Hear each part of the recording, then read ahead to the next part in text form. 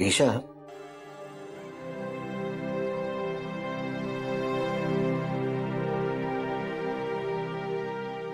हे सगळं मी का केलं हे तुला समजणं माझ्या दृष्टीने जास्त महत्वाचं आहे.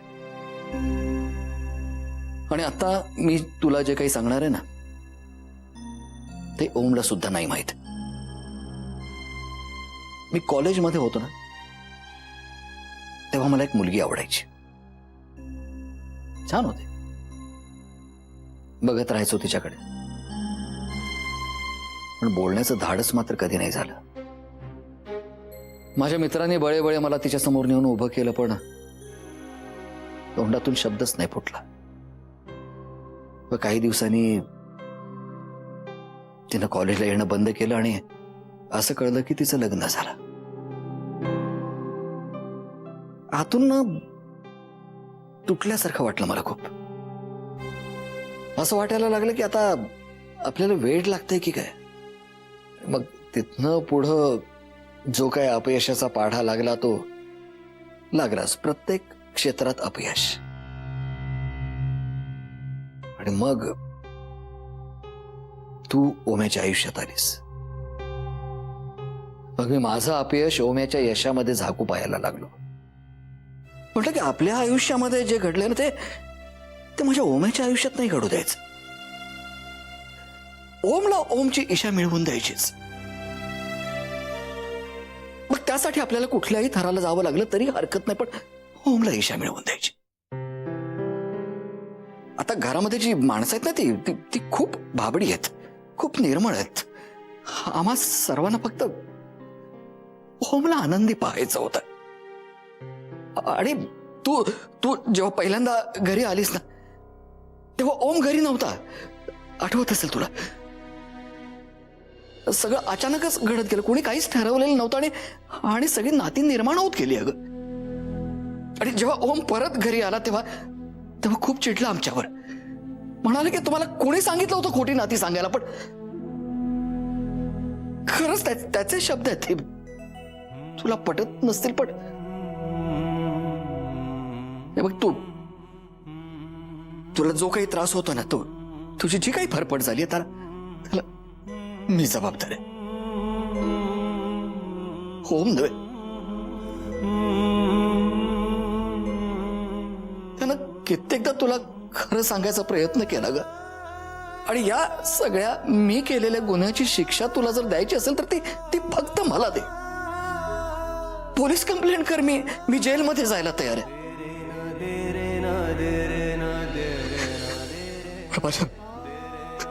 माझ्या ओम्याला नको शिक्षा देऊ.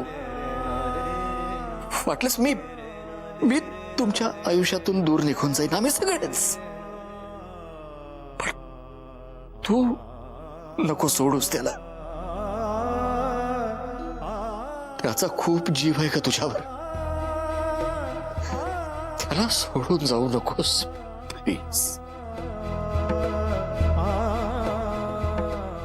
इंटरेस्टिंग आहे.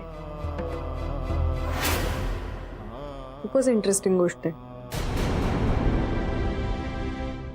Very touching. मी पुन्हा 2 मिनिटं गुंतायला लागले होते. पण आता माझा प्रॉब्लेम आहे ना, फार वेळ कशात गुंता नाही येत मला. मी लगेच बाहेर येते त्यातून. फार विश्वास बसत नाही आता माझा कशावर. या तुम्ही.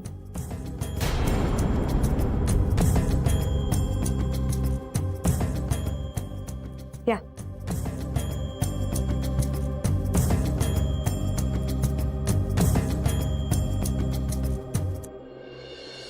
एक मिनिट.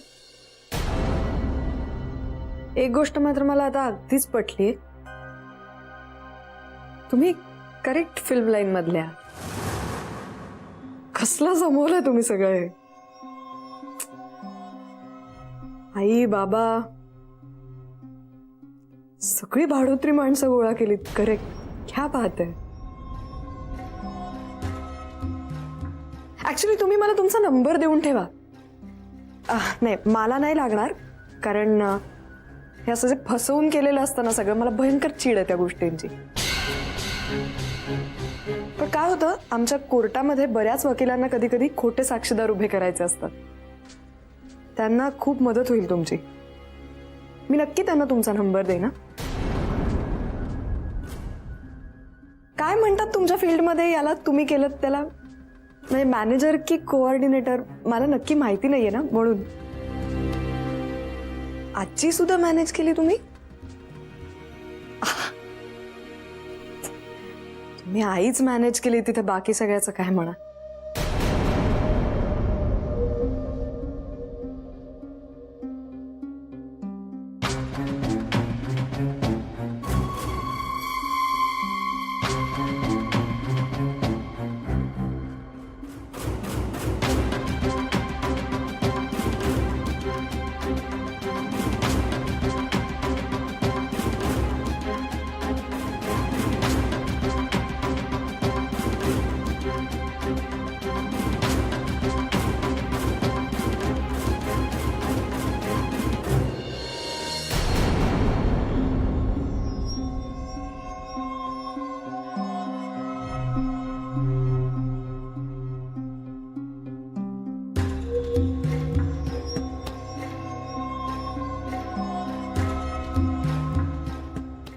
जेवायला जाऊया आपण.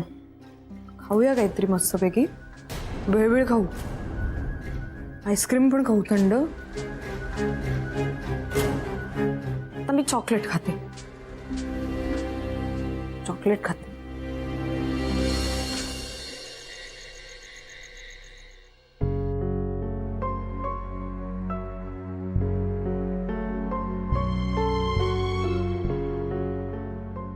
काय काके? कसं काय ओळखलंस? मीच आलो होते. तुझी चाहूल वेगळी लागते, कळतं मला. इतका आतून बाहेरून ओळखतोस तू आम्हाला? नाही, त्याचा दावा मी आधी करू शकत होतो, पण आता नाही करू शकत. आता फक्त माझ्या जवळची नक्की माणसं कोण आहेत हे कदाचित कळू शकतं. फिलॉसॉफिकल बोलायला लागलास. फायनली ब्रेकअप केलास का? म्हणजे नॉर्थ पोल आणि साऊथ पोल यांचं कधी ब्रेकअप नाही होऊ शकत काके. ते वेगळेच असतात. आणि मी तुला किती वेळा सांगितलंय. ते माहिती आहे रे, माहिती. तुला ईशाबद्दल काहीही बोलायची इच्छा नाही, पण आठवण येते राव त्या गोड पोरीची. हे सगळं आपल्या जवळच्या माणसाशी नाही बोलायचं तर कुणाशी बोलायचं रे? अच्छा, तिच्या आठवणीत तू दारू प्यायलायस का?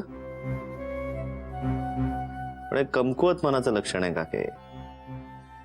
समजा उद्या मी गेलो, मी मेलो, तर मग काय, माझ्या आठवणीत दारू पिऊन तुझं प्रेझेंट नाकारणार आहेस का? म्हणजे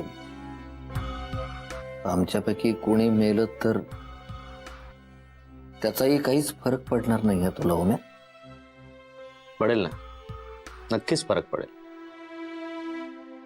पण ती रिॲक्शन किती काळ असेल मला माहित नाही. कदाचित एक दिवस मला वाईट वाटेल, कदाचित त्या क्षणापुरतं मला वाईट वाटेल.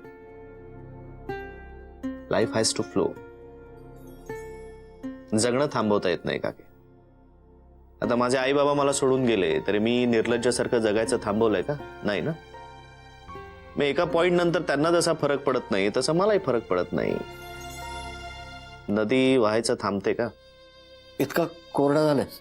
कोरडा नाही. ऍडजस्ट झालोय सगळ्याला. नाही, करेक्ट आहे. ईशाला सोडण्याचा तुझा निर्णय करेक्ट आहे. डेंजर आहे पोरगी. तर मी गेलो होतो समजूत काढायला तिची. हाकलून दिला राहते ना मला. कोऑर्डिनेटर म्हणाली. नाही, आधी कळलं तर फार बरं झालं बाबा, नाहीतर नंतर नख बाहेर काढली असती.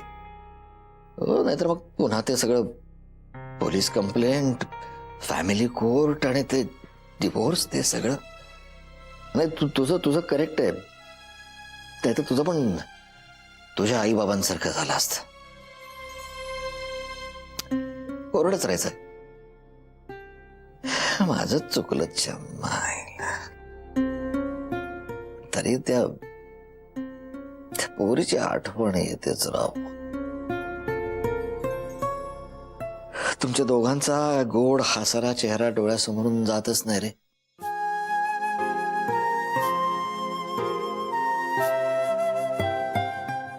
एखादी फाईल करप्ट झाली काके की कम्प्युटर बंद करून रिस्टार्ट करायचं असतं, नाही तर कम्प्युटर खराब होतो. So life has to restart.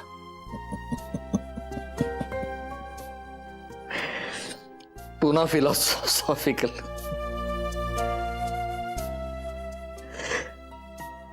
प्रेमभंगावरती एक पुस्तक लिहितो. लिहीन, नक्की लिहीन. ह्यातनं वेळ मिळाला तर नक्की लिहीन. जा चल आता तुझा, मला काम आहे. I need to concentrate.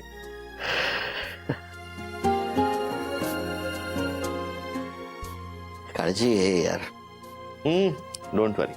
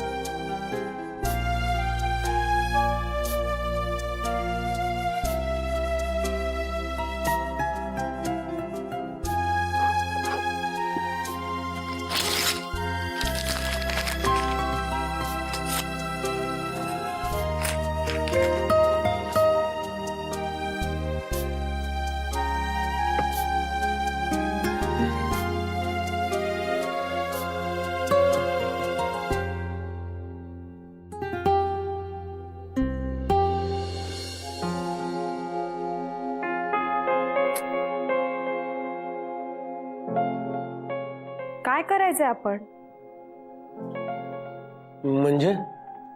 म्हणजे इथे राहायचंय का जायचं इथून? कुठे जाणार? आणि असं का विचारतेस तू? अरे ओमदादा मला म्हणाला ना मुंबईला जा म्हणून, काम शोध. हा, मला पण म्हणाले काम शोधायलाच पाहिजे सगळ्यांनी, कारण त्यांचा बँक बॅलन्स आता अगदी रसा तळाला गेलाय म्हणाले. म्हणून मी ना पटवर्धन क्लासवाले पटवर्धन आहेत ना, त्यांच्याकडे गेलो होतो. कामात आजोबांनी पाठवलं मला. माझं काम होणार आहे तिकडे, मी कमवायला लागेन आता. मी काय काम करू? माझं तर शिक्षणच पुरेसं झालेलं नाहीये. तू काय करणार मधू? मला एक ऑडिशनसाठी फोन आलाय मुंबईहून. मग चांगली गोष्ट आहे ना, जाऊन दे ना तू मुंबईला. अरे जयेश दादा, मुद्दा तो नाहीये रे. हे बघ, मला असं वाटतंय की ओम दादाला ना आपण इकडे नको. नाही ग, असा का विचार करतील ते? तसं नाही धना, म्हणजे आता त्यांनी ठरवलंय ना जुनं सगळं विसरायचं, तर आपण जर त्याच्या समोर असू सतत तर तो कसा विसरेल ना. म्हणून मला असं वाटतंय की नको असू आपण त्याला. पण मधू मला काय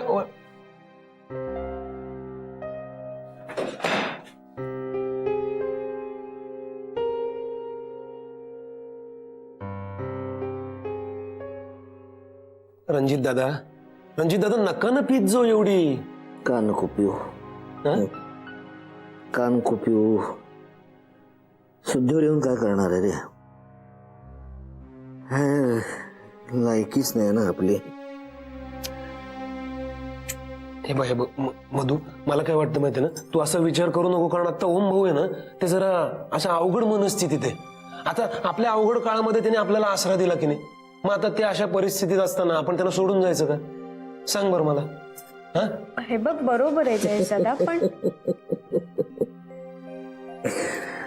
कुठं कुणाच्यात इन्व्हॉल्व्ह होऊ नका, स्वतःला त्रास करून घेऊ नका, आनंदी राहा, ताठ मानेने जगा, हाच सुखी आयुष्याचा मूलमंत्र आहे.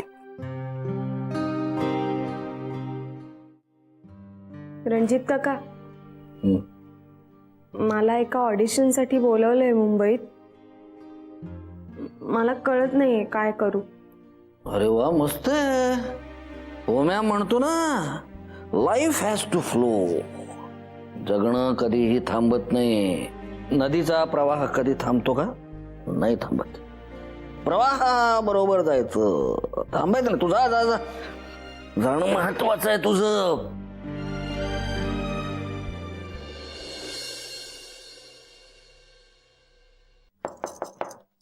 कम इन. येऊ मी? कम इन म्हणजेच आत ये मधू.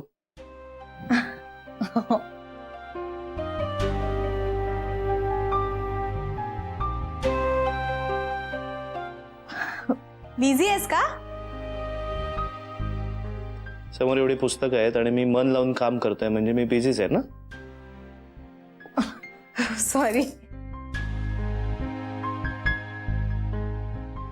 नंतर येऊ का? मग मी नंतर येते. हा,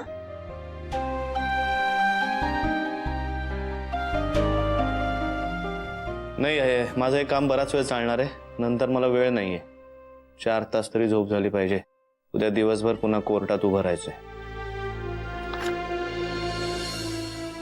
तुला त्रास होतोय का माझा ओमदादा? नाही.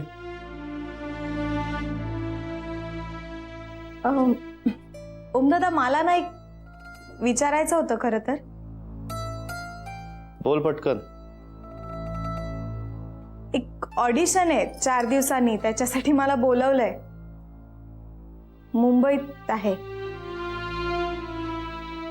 All the best.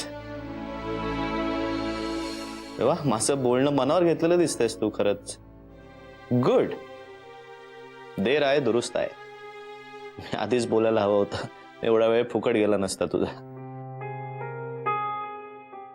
अरे, सिलेक्ट झाली तर थांबावं लागेल तिकडेच. अरे मग चांगली गोष्ट आहे. त्यात विचारायचं काय? म्हणजे मी जाऊ?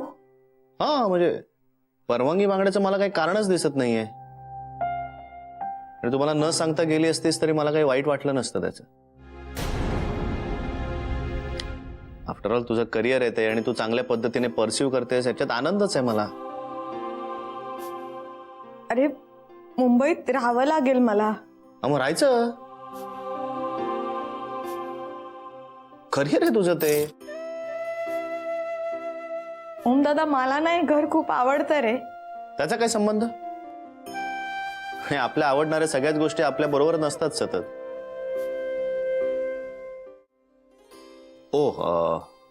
तुला पैसे हवेत का?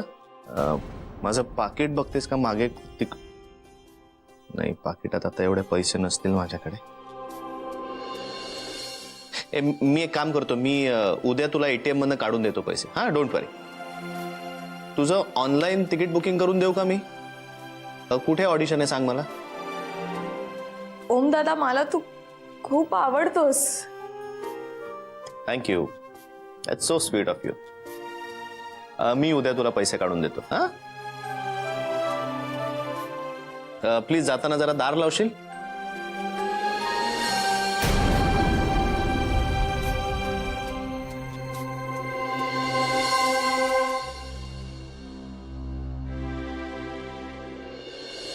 शेवटी ना धना, काळ हेच सगळ्यावरचं औषध आहे. कसं? आपण धना, मी उद्या मुंबईला चालले. काय? मी उद्या निघते आणि मी परत कधीच येणार नाही. हे अगं, हे पोरी, काय झालं? बस बस बस. मधू, काय झालं बाळा? हे बाळा, काय झालं ग? कामात आजोबा म्हणतात तेच खरंय. हो दादा, आपलं नाहीये ग. तो खूप बदललाय. जयशा, तर मगाशी मी त्याला म्हणलं मी मुंबईला जाते, तर मला अडवलं पण नाही त्यांनी. मी म्हंटल त्याला, मला एक घर खूप आवडतो, मला तू खूप आवडतो. काहीच बोलला नाही. मला म्हणाला, तुला पैसे देऊ का? काय करू मी त्या पैशांचं? नाही, मला राहायचंच नाहीये इथे. मी जाणार आहे मुंबईला. हे बघ हे बघ हे बघ मधू, आपल्या ओम भाऊंचं चित्त आता थाऱ्यावर नाहीये ना. हा, आपण समजून घ्यायला नको का त्यांना?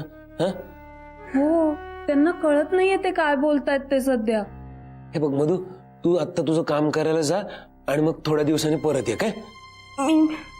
मी नाही येणार आहे. कशाला यायचं इथे? एखादा माणूस आपल्याला सांगतोय की आपण त्याला नकोत, त्याला आपला कंटाळा आलाय, तर का राहायचं? मी नाही येणार आहे इथे परत. मी कोल्हापूरला तर नाही जाऊ शकत. काय पर्याय माझ्याकडे? सांग ना जयेश दादा. मला नाही माहित, मी मुंबईला जाणार आहे. मी परत कधीच येणार नाही आहे. मधू तू नको ना जाऊ.